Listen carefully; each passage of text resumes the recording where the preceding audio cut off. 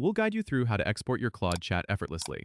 If you find this helpful, consider subscribing and liking the video. First, open your web browser and go to the Claude Chat interface on your desktop.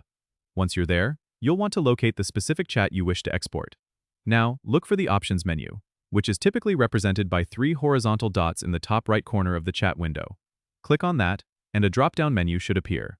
From this menu, select the option that says Export Chat. This will initiate the export process. A prompt will then appear asking you to choose the format you want the chat to be exported in. Usually, you have options like PDF, TXT, or CSV. Select your preferred format and then confirm your choice. The system will now begin preparing your chat for export. This might take a few moments depending on the length of the chat. Once the export is ready, you'll see a download link or button. Click on this to download your chat file to your computer. Make sure you save it in a location where you can easily find it later. If you want to ensure your chat is exported with proper formatting, double-check the downloaded file to confirm everything looks right. And that's it. You've successfully exported your Claude Chat.